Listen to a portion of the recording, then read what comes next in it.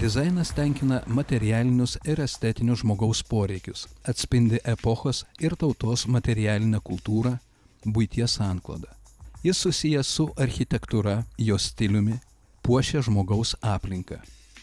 Dizainas – plastinio meno šaka, įvairių gaminių meninis konstravimas ir gyvenamosios aplinkos formavimas. Pats terminas dizainas, aš manau, yra daug jaunesnis. Bet jeigu mes žiūrėtume kaip patį estetinį požiūrį ir patį estetikos supratimą, tai jau net nuo Egipto ir dar senesnių laikų. Tas yra ir per architektūrą, per aprangą, per papuošalus, per interjerą. Tai buvo kuriama ir daroma, tik tai, sakykim, tas atskirimas kaip specialybė, kaip dizaineris įvyko jau 20 amžiuje. Dar žmonijos civilizacijos pradžioje ir daugelį amžių buvo gaminami įvairūs daiktai, plėtojami amatai, puikiausiai atspindintis epochą, jos kultūrą, papročius, istoriją. Amatininkai ne tik pagamindavo gaminį, bet ir puošdavo. Net ir jeigu etnosą pažiūrėsim, tai, jeigu pamenat, tai biednesni paprastai pasidarydavo funkcionaliai, o kurie turėdavo laiko ir galimybių papuošdavo truputėlį. Reiškia, mes ir architektūrai matome, ir žirgeliai atsirasdavo, stogo, reiškia, užbaigime, aplink langinės ornamentas. Bet to tas turėjo net ir prasme semantinę tokią ženklinę. Civilizacijos pradžioje mes matome nepaprasto grožio daiktai ir jie yra ne tik tai funkcionalūs, bet jie yra ir dekoratyvūs ir taip pat yra simbolius visokius reiškia. Ir tai atsirado su daikto gaminimo pradžia. Lietuvoje jau nuo 17 amžiaus buvo rengiami dailiųjų amatų specialistai. Jie įvairiais laikotarpiais buvo mokomi amatininkų dirbtuvėse, mokyklose, mokėsi užsienyje arba savarankiškai. Istoriškai Vilnius buvo atviras miestas meistrams iš visos Europos. Ir tais laikais atvažiavo labai daug vokiečių, žydų tautybės, italų tautybės meistrų į Vilnių ir jie kūrė valdovų rūmų aplinkoje arba miestiečio aplinkoje. Nuostabu matyti, kaip neturėdami nei elektros, nei kažkokių tai šiuolaikinių įrankių, žmonės sugebėdavo tai atlikti ir padaryti, kas iki šiol atrodo sunkiai pakartojama netgi. XIX amžiaus pabaigoje sparčiai auganti pramonė paveikė ir paspartino dizaino raidą. Išplėtota masinė įvairių dirbinių gamyba, pradėtos rengti amatų ir dekoratyvinės dailės parodos.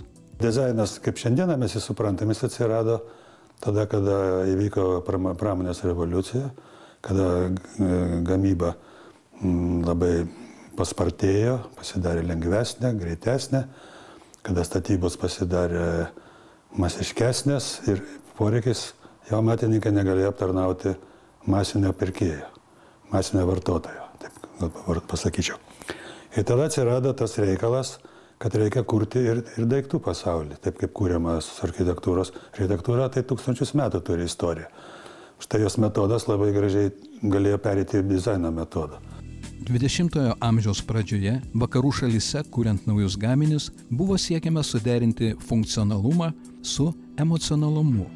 Atsirado ir stiprėjo individualios saviraiškos laisvė. Buvo kolektyvinis toksai noras išbaigti mūsų aplinką iki galo, iki daiktų, iki indų, iki baldų.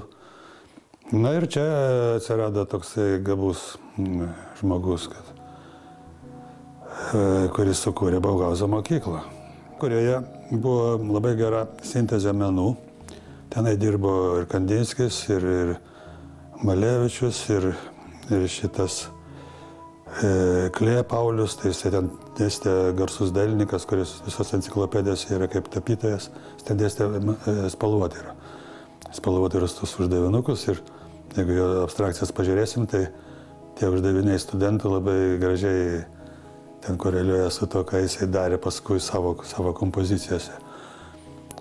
Na ir jie sukūrė tą mokyklą Veimare,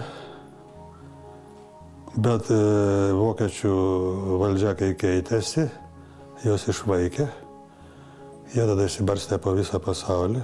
Baugauzo idėjos ir šiandieną gana aktualios. Aš nematau didelio prieštaravimo tam, kas dabar vyksta, nes jie labai buvo menų sintezės šalininkai. Dabar menai kaip niekad yra susilieję visi, dabar tekstilė, skulptūra ir visi kiti menai, jie taip yra artimi kaip niekad. 20-ojo amžiaus 3–4 dešimtmetyje stiprėjanti individualios saviraiškos laisvė paskatino būrį jaunuolių iš Lietuvos studijuoti Paryžiuje.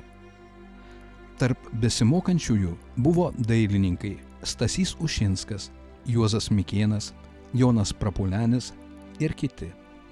Profesinio meistriškumo užsienyje įgijo ir dizaineris juvelyras Darius Gerlikas. Studijuodamas Italijoje įgijau tokią specialybę, kuri Lietuvoje nebuvo dėstoma. Tai brangakmenių tvirtinimas, naudojant štikelius. Tai šiuo metu aš beveik vienintelis dirbu tokioje technikoje ir ruošiu Telšių dailės akademijos studentus, pravedu jiems praktikas ir apmokau šios technikos. 20-ojo amžiaus 3–10 Lietuvoje beveik nebuvo specialistų nuosekliai dirbusių taikomosios dailės ir dizaino srityje. Išeiti į tarptautinę areną jauna Lietuvos Respublika galėjo tik su savo liaudies menu. Etno ta kultūra ir klestėjo, jinai buvo visai neprofesionali, bet jinai buvo nuostabi. Ir ten buvo viskas labai racionalu ir ta šiaudinis stogas, puikiai izoliacija. Aiškia, kodėl klonai tokie buvo, aš aiškinausi pas mus ir kodėl pas tenai Amerikos šitos, reiškia, kažkokius sektantus tenai, kur kaimai labai bendruomeniniai kitaip visai statosi. Jie sienas padaro ant pievos ir kaimas visas subėga surenčia. Ir susuka tik tai. Ir toks dėžė tokia, nes ten jie turi padaryti šienai. O mūsų kaimėtis su sūnum arba su švogeriu daro. Apie tą rastą apjojęs, tai jisai gali tik tai rastais kelti ir už tai jisai stogą didelį darydavo iš kritulių, reiškia, o tas apačia visai žema. Sakė, tai reiškia, čia visur dėsningumą randi ir tada, kada tu pradedi studijuoti, tu supranti, kad tam ir dizaine yra visur logika. Pradžiai yra vizija, paskui yra matematika, logika ir visa kita, o kai pabaigai vėl vizija. Mūsų tie kaimai ir zervynai ir visi tie nuostabus yra. Paimkite ir Vilnių, pavyzdžiui.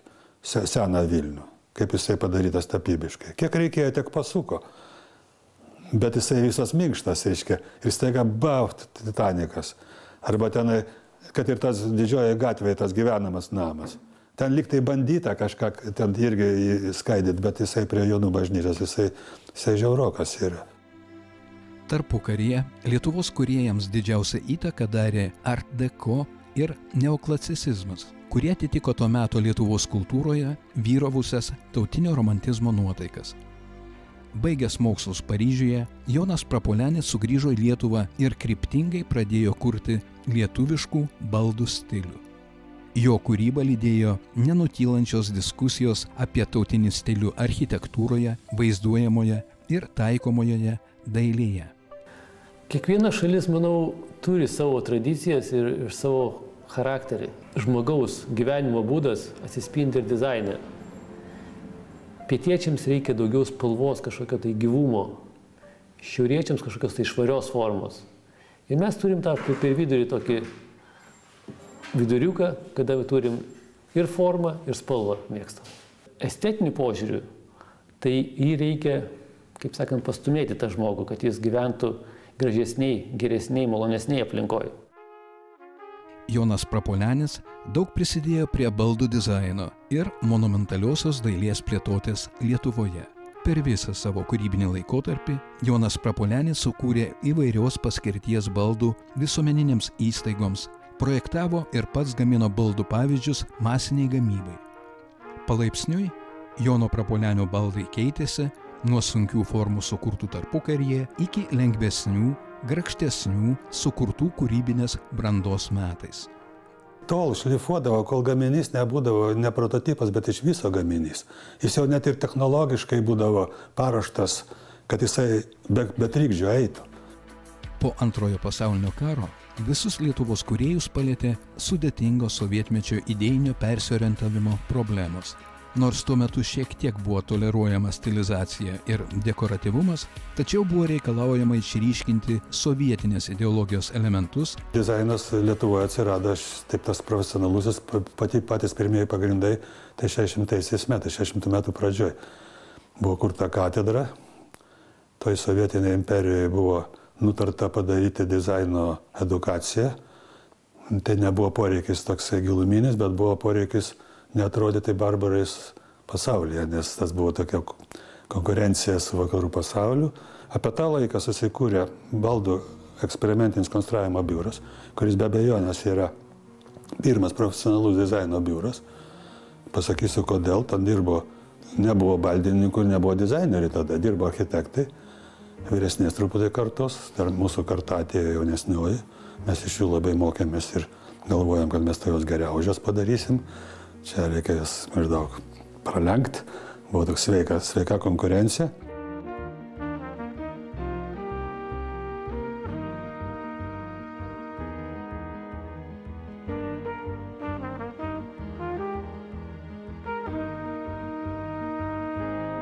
XX amžiaus antroje pusėje Lietuvai buvo primtiniausia Suomijos architektūra, orientuota į šalies gamtinę aplinką ir santūrę taikomosios dailės dirbinių išraišką. Kaip aš eidavau tą gatvę, aš galėdavau nustatyti per langus, kokio rango ten žmonės gyvena. Jeigu liustros jugoslaviškos visos tokios, tai ten jau reiškia CK darbuotojai.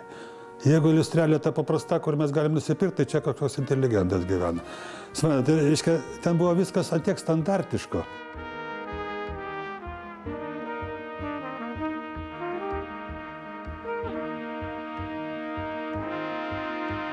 Sovietmečių pati sistema buvo labai tokia paprasta.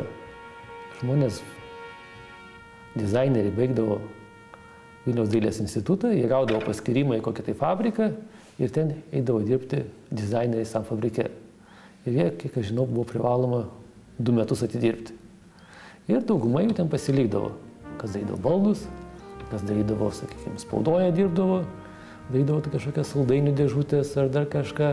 Tai buvo dizaineriai, kurie įtakodavo, sakykime, ir gamybinį procesą, ir tą tokią estetinę.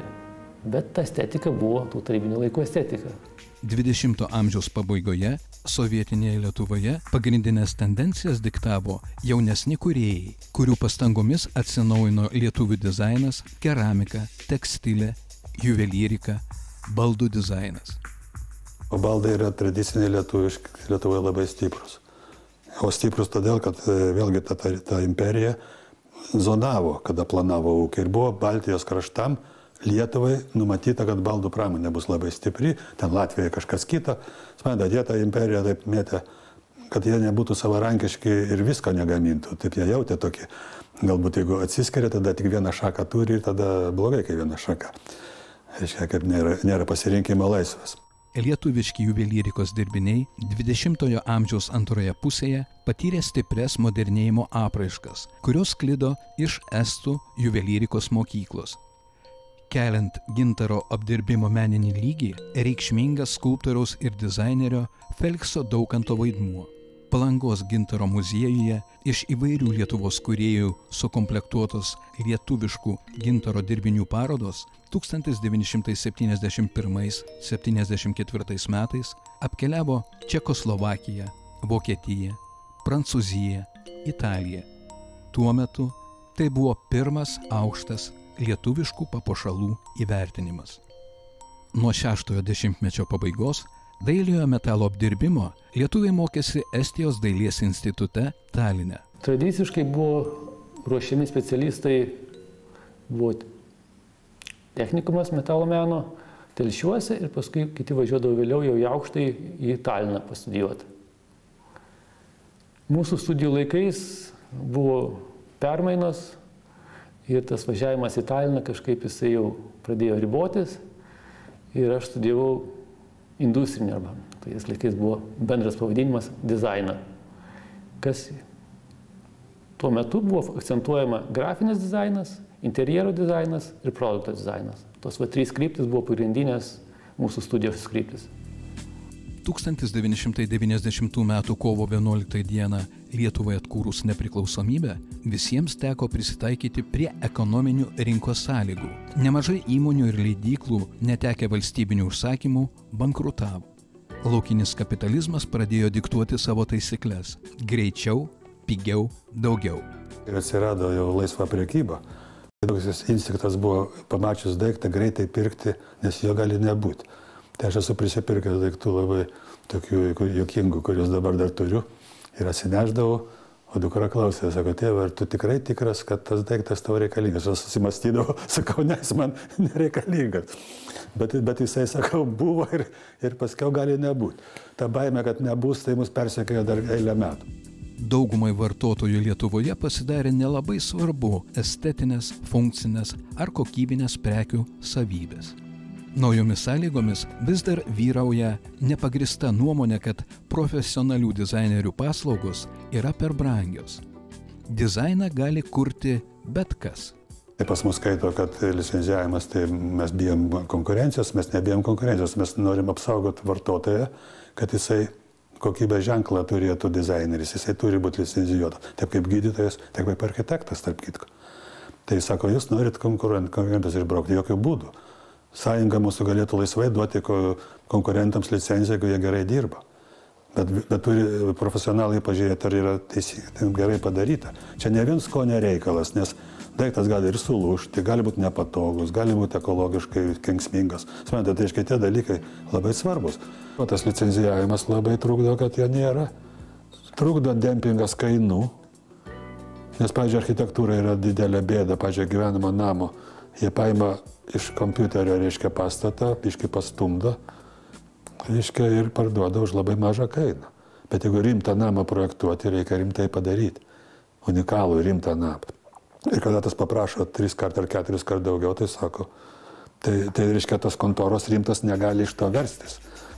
Po nepriklausomybės atgavimo Lietuvoje iškyla naujas užsakovo tipas. Greitai prakutęs verslininkas, dažniausiai viską vertinantis savo standartais ir trumpalaikiais ekonominiais tikslais. Prireikus dizainerio paslaugų, dažniausiai remiamasi ne specialisto patarimais, o savo nuomonę. Noras pademonstruoti savo aš yra didelis, tačiau tai nereiškia, kad užsakovas visada teisus. Aš vieną kartą turėjau tokį įvykį. Atnešiau projektą žmogui kabinetas kaip šitas kambarys, mažesnis. Aš jam parodau tą projektą, jis sako, šiandien mane nesitė. Sako, jau antras dizaineris ir kažin ką man čia neša. Sako, o ką aš čia blogo atnešiu. Sako, pas mane 25 žmonės, sako, būna planiorka, tai vadintas planinis toksai posėdis. Aš susirinka kiekvieną dieną. Tai aš sakau, balokit, bet čia 25 kvadratiniai metrai, tai sako, jie kaip šprotai tose dėžutėse visi stovi. Tai jisai sako, bet žinau, kad šiandieną dizaineris turi ant stalo šokti už pinigus. Aš sakau, žinote, jeigu jums reikia, kad ant stalo pašoktų, tai striptizo šokėją pašokite, tai geriau pašoks ir pigiau išeis. Tai trenkęs durys išėjau. Tai požiūris į dizainerį. Atkūrus nepriklausomybę, dizaineriams Lietuvoje teko skubiai adaptuotis prie naujų sąlygų, išmokti parduoti save kaip profesionalą, patiems ieškoti užsakovų, kelti profesinį meistriškumą, konkuruoti, investuoti į naujus darbo įrankius, kompiuterius. Kaip griuvo Tarybų sąjunga, Suomijoje buvo labai didelė krizė, nes pagrindinis užsakovas buvo idealus, kuris nereikalavo kokybės didelės. Ir Suomija jam davė baldus, popierį, maistą, visas Peterburgas buvo metinamas Suomijos, sviestas, ten kiaušiniai, laivų statyba, žodžiu, ir ką daryti tada? Tai jie susėdo, o čia labai svarbus dalykas. Aš pagalvoju, pas mus taip sunku bus padaryti. Susėdo jų protai ir pradėjo mąstyti, ką toliau jie daro. Ir žinote, ką jie nulinko? Jie pradėjo galvoti, kas yra Suomių nacionalinė vertybė. Architektūra, dizainas, taip? Ten kitus dalykus jie irgi neužmiršo. Tai reiškia, kad reiks persigrupuoti į kitą pusę, kokybę tada pakelt, nes jie pradžioje labai kokybiškai darė sovietam, o paskiau pažiūrėjo, kad jie laukia laiko pusę metų, tos baldus pradėjo daryti žymiai paprasčiau. Aš tą labai pastebėdavau, kaip specialistas. Aš Rasijos viešbutį pamačiau, kad ten jau žiūriu prisekta, žinai, kitai pusėje ten bilia kaip. Sakau, Suomiai taip nedarydavau. Nes jie pamatė, kad nėra prasmės. O švedam, jeigu jie daro kitaip. Ten jie meruoja, žinai, kad juostelė medžio būtų 5 durys ir būtent tarpai būtų. Nu ir žodžiu, jie susėda ir nutarė, kad reikia labai didelės investicijos į dizainą daryti, į architektūrą kaip eksporto prekę. Jie ištraukė iš savo tos tautos, ką jie turėjo geriausio ir surinko ir tą paspaudė, reiškia. Pergrupavo, paspaudė ir padarė tos dalykus. Tai mums reikia irgi tokios, kad būtų nacionalinė plėtros strateginė taryba, tai būtų neblogai. Sėstų mokslininkai, susėstų dizaineriai, architektai, ten visų sričių žmonės ir tada kiekvienas arba sekcijas padarytų toj tarybai, tai būtų neblogai. Nors Lietuvoje dar trūksta aiškaus supratimo ir įvertinimo, kokią naudą gali duoti dizaino ir kūrybinių bei kultūrinių industrijų skatinimas, tačiau Lietuvos valstybės institucijų dėmesys dizainui ir apskritai kūrybinėms ir kultūrinėms industrijoms didėja. Evoliucija geriausia. Revoliucija yra gerai, bet tada, kada pridoksta krizė, tada reikia revoliuciją daryti. Bet visą laiką revoliuciją, jeigu darom, tai mes nugriaunam, kas buvo ir vėl na baltą popieras pradedam. Tai dabar, kaip tas įvyko virsmas, tikrai Dievo duotas mums tą nepriklausomybę, tai mes kartais biškai braukiam per daug, kas buvo. Reikia išrinkti. O mes viską išmetam, kaip sako vaikas, su skalbiniais. 21 amžiaus pradžioje dizainerių juvelyrų dėmesys gintarui sumenko. Gintaro papuošalai daugiausia liko liaudies meistrų kūrybos sritimi. Juvelyrai gintarą laiko įnoringą, sudėtingą medžiagą, sunkiai sudarančią su metalu darnų ansamblį. Mūsų kryptis leidžia, sakykime, daryti daugiau vienetinius daiktus. Jau kas sukuria, sakykime, tokias didesnės industrijas, tai jie tada jau patys net nebedaro tų papuošalų. Juos jau atlieka kiti, sakykime, meistrai, kurie gali būti netgi nebūtinai Lietuvoje. Dizainą labai veikia ryškios socialinės, ekonominės ir moralinės permainos pasaulyje. Dizainas yra procesas, vis naujo atradimas, vis prisitaikymas prie kažkokių tai kintančių situacijų, prie kintančios tos kultūros, kuri, nuo mano studijų laikų, per paskutiniuosius 25 metus iš tikrųjų daug pasikeitė. Pabūni, sakykim, kitoj terpėje ir paskui vėl sugrįžti, tu matai, kad tie pokyčiai buvo labai dideli. Ir ne tik mūsų aplinkoje, bet ir mąstysenoje. Kad žmogus visai kitaip žiūri ir į pačią, sakykim, kaip Lietuvą, į jos tautinį paveldą, į grinai aplinką. Šiuolaikinis dizainas provokuoja ir kviečia dalyvauti jį kuriant, keičiant, liečiant ir net sunaikinant. Laikas keičia situaciją, keičiasi technologijos, keičiasi gyvenimo būdas, keičiasi tempas. Tai aišku, nelieka tos sistemos, kurios buvo seniau sukurtos, jos natūraliai evoliuciniu būdu vystosi. Bet vystosi tos sveikos, visos sistemos gerai, tą pačią kryptim, tik tai atsiranda nauji dalykai, kurie susijęs su technologijos galimybėm, su projektavimo greičiu, su informacijos galimybėm, kurios dabar yra. Aš manau, kiekviena karta turi savo estetiką ir ją kūrė aplinkui save. Dėl to, manau, ir dizaineriui, kiekvienam dizaineriui atsiranda ir darbo. Vyresnė karta kūrė daugiau vyresniems, kadangi savo aplinkos žmonėms. Jaunimas kūrė savo aplinkai. Ir tada tas dalykas, kaip sakant, irgi vystosi kartu su ta aplinka, kurioje gyvenama. Dizainas yra kur kas daugiau nei paprasčiausiai sujungti, sutvarkyti ir paruošti gamybai. Jis prideda vertės ir prasmės, apšviečia, supaprastina, daro aiškesniu, modifikuoja, taurina, dramatizuoja, įtikinėja ir kartais net linksmina.